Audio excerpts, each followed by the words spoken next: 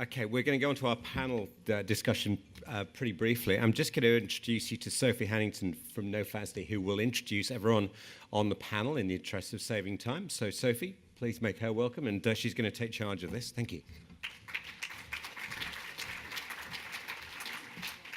Good afternoon, everybody.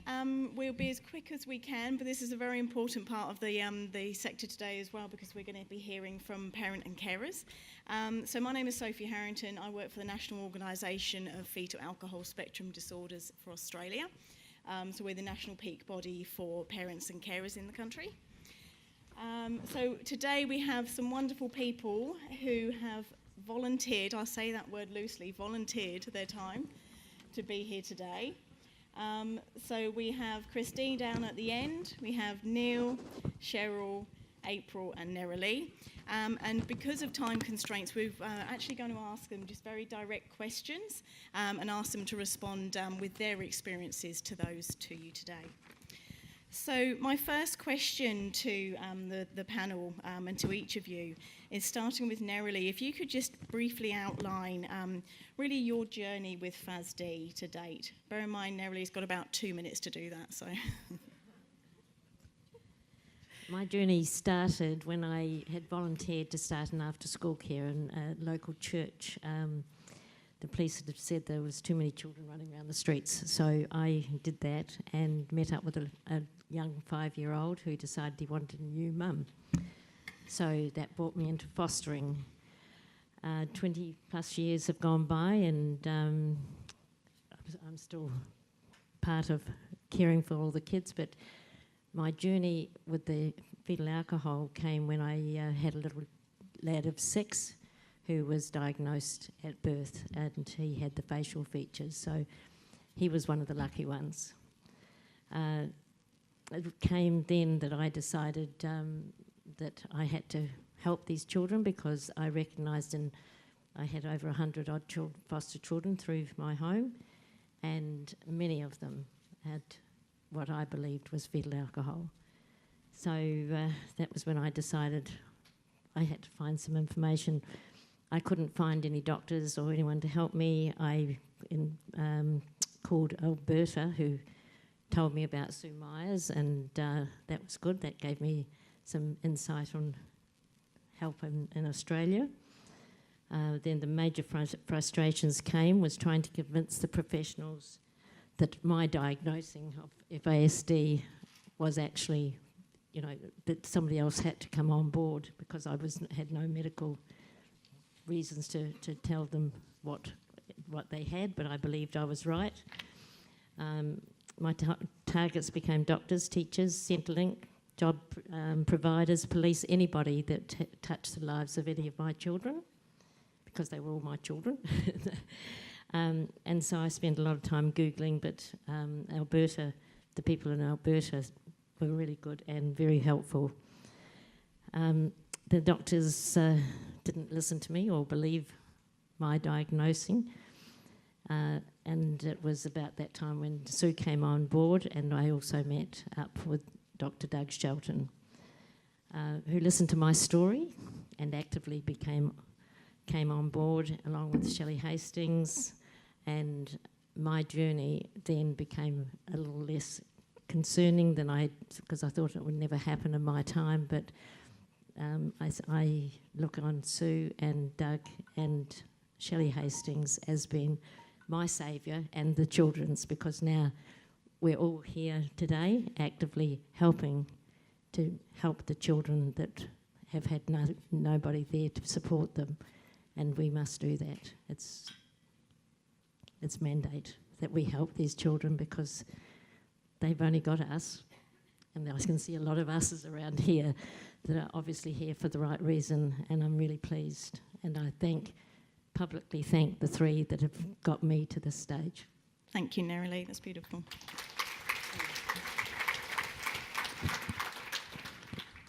April, over to you, please. I've been a relative foster carer now for about 17 years, and I've had the care of 2 of my nieces and 2 of my sister's grandchildren, a boy and a girl. who I've had since they were very young babies. And my young man is the child that has FASD. Our journey, I think, I'd probably say started when he was in kindergarten, because he started displaying a whole range of issues, and there were lots and lots of concerns. He started off with a lot of hearing problems and developmental issues, but it wasn't until 2014 that he was actually diagnosed with FASD. And I think I'm very lucky because he is under guardianship, and so there are a range of processes that occur when you take on children that you go through, and he was having his baseline medical assessments, and with all the issues that we'd had over time, this provided the really valuable history that helped make that diagnosis, and the fact that his mother had admitted to drinking and taking a whole range of other illicit substances. Once the diagnosis occurred, I found that it was very difficult to find people that would then be able to support us. So I'm still on that journey where we're struggling to get the right sort of supports for our family, because it's not just him, it's me and it's the others in the family that are affected by our situations. He was diagnosed when he was 8 years old. He's now 13, going into high school next year. He's got language disability, significant behaviours, so he's very aggressive and violent. He has very low functioning, anxiety, sensory processing, hearing issues, ADHD, ODD, and he's medicated with 2 antipsychotics and sleeping medication. This whole process just took so long, and I think that's one of the real issues around this situation. As time goes on, things are becoming more and more challenging. The aggression and violence is increasing significantly, and the impact on his sibling and the other members of my family is very challenging. April, thank you. I'm just going to stop you there. Thank you for sharing.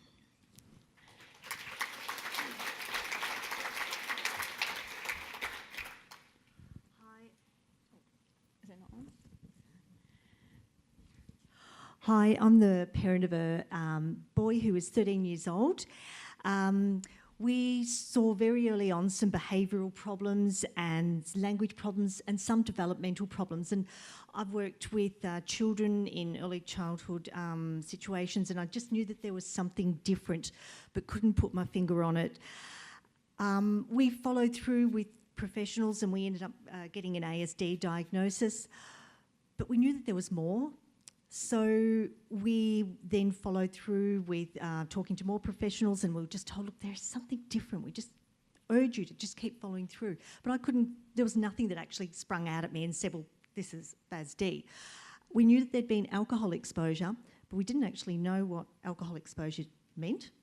That information hadn't been provided to us either. So it was, where do we go? What do we do? How do we do it? So we were just going out, like being in space and trying to find something, an answer that we didn't know what it was or where we would find it. It was only by chance that someone who had been on a train with my son and I and had witnessed his behaviours had saw me in the street and told me about a program that was on SBS, and she said, I don't need to know about your history or anything, or your son's history, but I urge you to watch this program. And that program had Neroli on it. And Neroli, I could only watch it for 5 minutes. It was very, very confronting, and I was really scared about what the future would hold for us as a family and for our son. So I did end up going back and watching the rest of it. I researched more, went to a professional, and I was told, no, he doesn't have it because he doesn't have facial features. So I went away feeling very, very down again. What are we faced with? We don't know where to go or what to do. So I researched again and found out about this other thing called FASD. So we went back and we questioned that, and we were told, well, yes, actually, that is what it is. So we were told just to treat it like autism. which my advice to anyone is, no, that's not the way to do it, because if you think things can't get any worse, well, they can. And we've got holes in walls and lots of other things in our house to prove that. So we then went away on a holiday, and on that holiday things became so traumatic for us in trying to keep our son safe. His behaviours escalated. I made a phone call to No FASD Australia, to their helpline, and that was the best thing that I've ever done. It was a lifeline. From there, we discussed about what further supports could we get into place. We needed more information. So we travelled from Victoria over to Perth to get a diagnosis, a further diagnosis, with further reports, which have just been fantastic. From there, it helped us to move forward a little bit and to set up some plans for our son. We're working to keep him out of the criminal system. That's my biggest fear. We work on strengths, planning for him for the future. We appreciate all the support of great people around us, which we are really, really lucky to have. It's also going into acceptance of who he is. My head tells me that this is how it's always going to be, but my heart actually says, well, I really want to see if there's something else that I can do, and that's the struggle. I like to think of hope, but I'm also scared to think of hope too. But we'll always just advocate for him and support him always. Thank you. Thank you, Cheryl.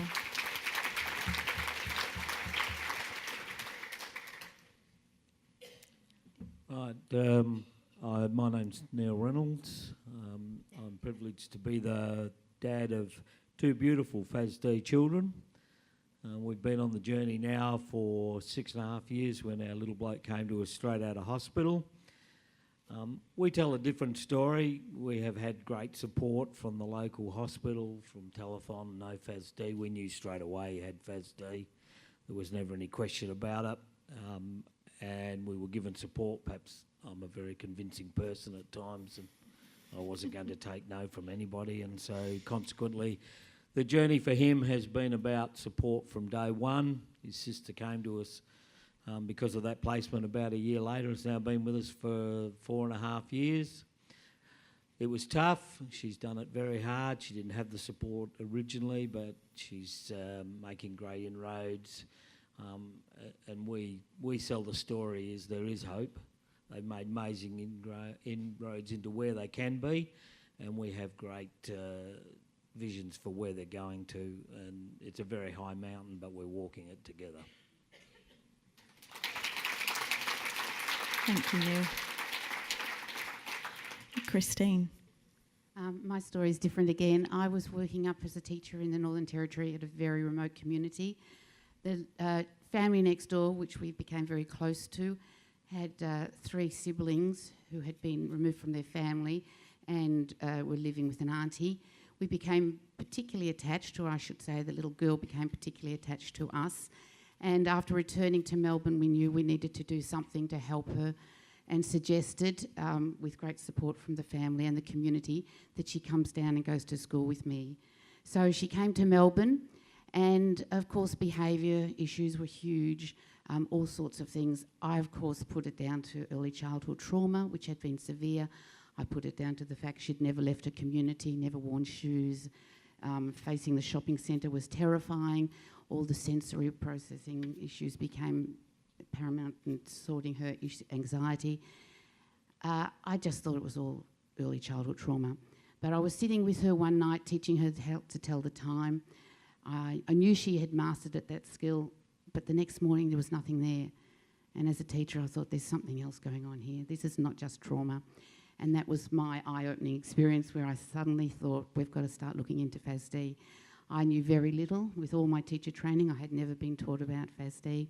I did lots and lots of research, came across No FASD, who supported me, and we're on a wonderful journey now. She spends some time in her community and a lot of time living with us. She's 13, she's at school in Melbourne and doing extremely well. We changed from the moment we realised what was going on. Everything we did, the way we interacted with her, the way we expected our family and friends to interact with her. We met her at her level. We stopped our expectations of her transforming into this perfect child. and we just loved her for who she was, and that has been really, I agree with you, a success. And she'll always have problems, but we'll be there for her. Thanks, Christine. So, thank you to all of our panellists for being so open and vulnerable and to share their journeys with us today. And I know some of the personal journeys behind those stories, and they can go for a lot longer than the pure brief insight we've had today. In the interest of time, I'll just ask this question to the whole panel, and just if a couple of you would be able to answer with a response. What advice on FASD would you give a graduating group of university students who are now qualified to work in the community sector? What would be the burning piece of advice that you might like to share? I think the critical thing for all clinicians is listen to the parents. They're the ones that are doing the day-to-day hard yards. Most of them have looked hard and long into why the situation has occurred. So as a clinician, listen to them, understand what they're going through, and look to help.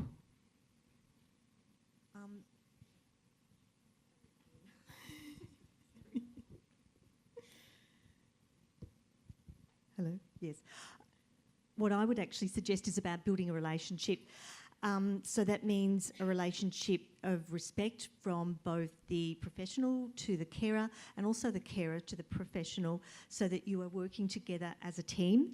And be prepared to think outside the box, do the research. You may actually have to help that professional to guide them in different areas of where they can get that information, and that's okay.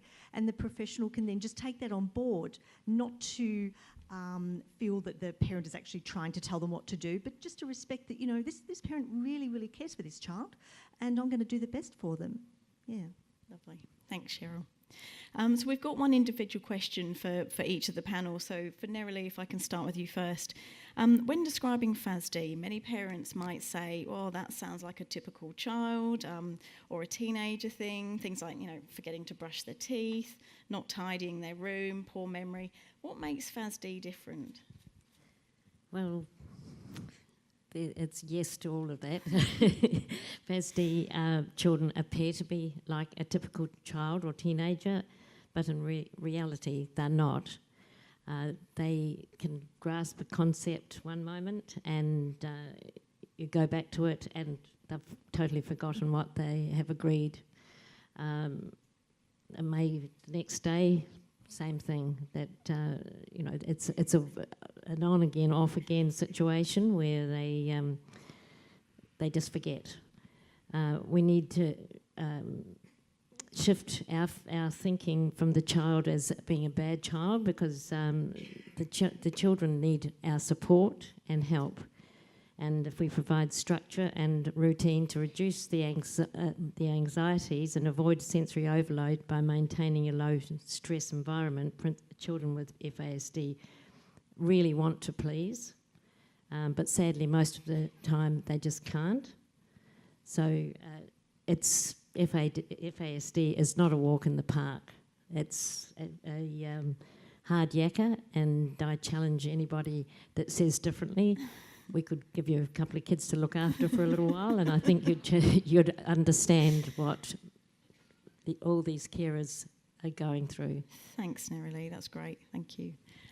April, what changes have you had to make to your house? I actually started looking at all the things that needed to support my young man. So I had to limit the number of clothing items that he had in his built-in robe that I had to put into my home. So I had also to limit the colour choices that he had to choose every day. The patterns on T-shirts, it's so hard to find T-shirts that are just plain. So that the choice is much easier. He was often wearing his school uniforms quite often, so all of that stuff just goes into one drawer and he can just get everything that he needs for the day. I painted my home in very calming colours, such as dark greys, lighter greys, and a little bit of white, so that every space in the home was calming but not cluttered. So you limit paintings and stuff like that. And his room was decluttered quite a lot as well, so that he can navigate very easily.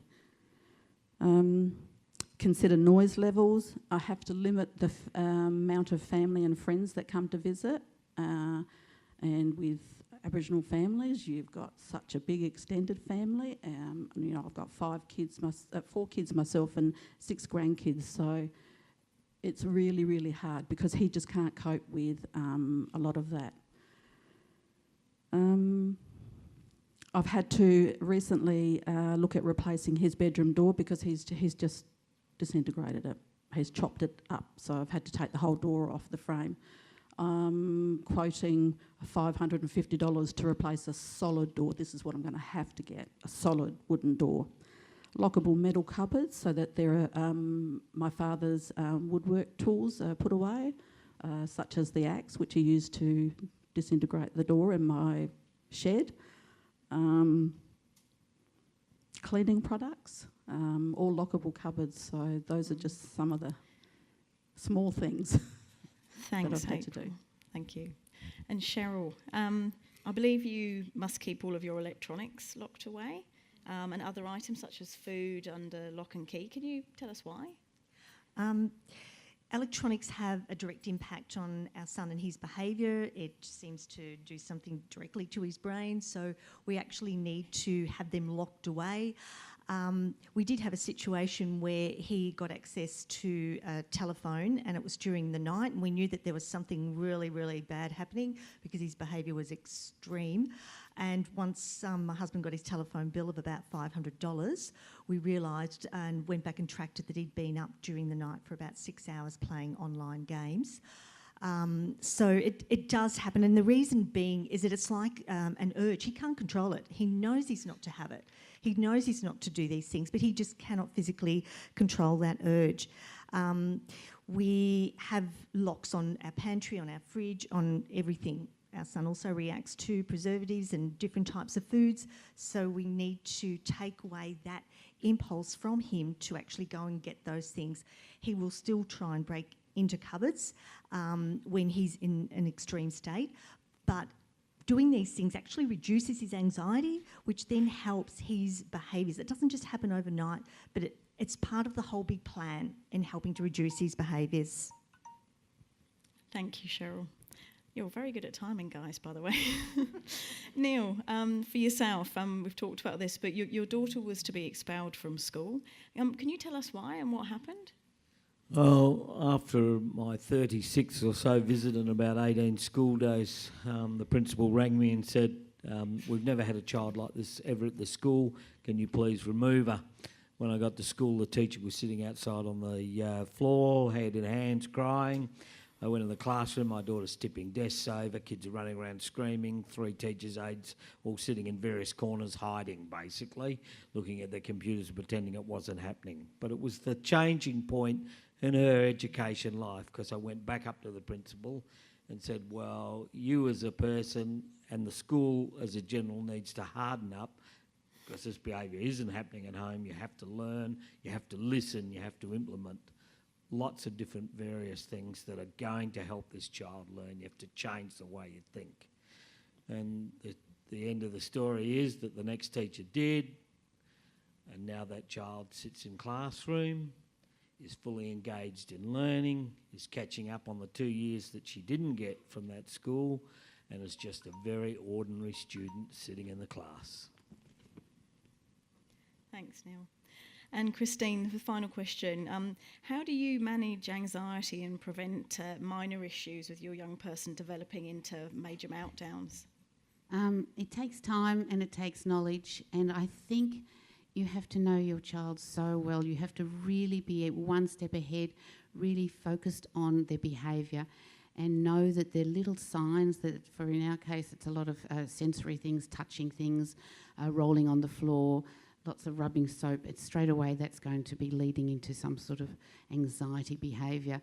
When anxiety does get out of control, like the time we were in the hotel and she was under the table making strange noises and my little tiny grandchildren were sitting there perfectly behaved, I just crawled under very softly, said, it's time for us to go, hold my hand and we'll work out together.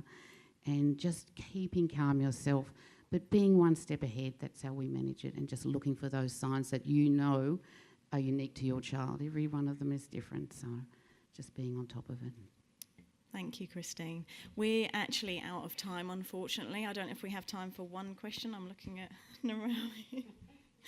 Okay, so we can take one question. I probably admit that there may be about 100 hands that want to go up around the room, but we can take one question for the panel if anybody wants to ask one that might appeal to a lot of people. Oh, wow. Deafening silence. Yes, lady over here.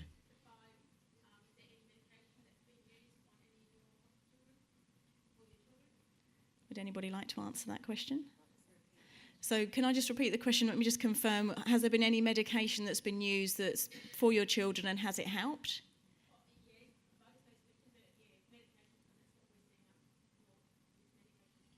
Okay, all right, thank you. So has there been any medication that's been used that you've found that's helped? Well, like all the situations, is they want to medicate the children. That's the first move that they all make, and we were put in that position, and we said no. We had to get the behaviour under control, otherwise we don't really understand what the medication did. And after our daughter wrecked the school, that was the first thing they wanted to do. We said no, we wanted to see if the teachers' implementations make a difference. We waited 18 months, or probably 12 months really. It was the start of the next year, but at the end of that school year her behaviour was perfect, but her learning was a problem. So we've done a trial on very small doses of Ritalin, and that has helped her learning, but it hasn't had any effect on her behaviour because it was already under control. But like all those things, it's trial and error. Every child is different, and every child reacts differently to the medicines, and a lot of the end results of those medicines for her younger brother, for instance, can never have it, never. So but it's certainly not the first option, but it's not one that you shouldn't consider. Just consider carefully. Sadly, we haven't had a lot of success with medications.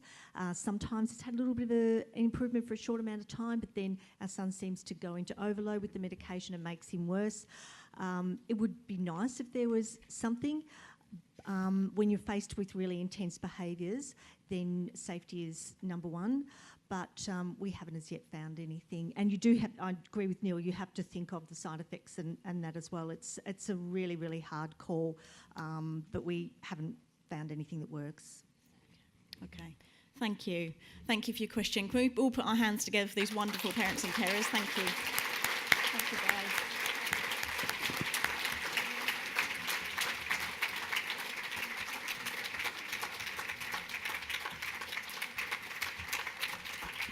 Thank you, Sophie, and thank you for a wonderful panel. That was terrific, and I'm sure you were probably worrying about doing that panel all day long, but you did a great job, all of you, so thank you.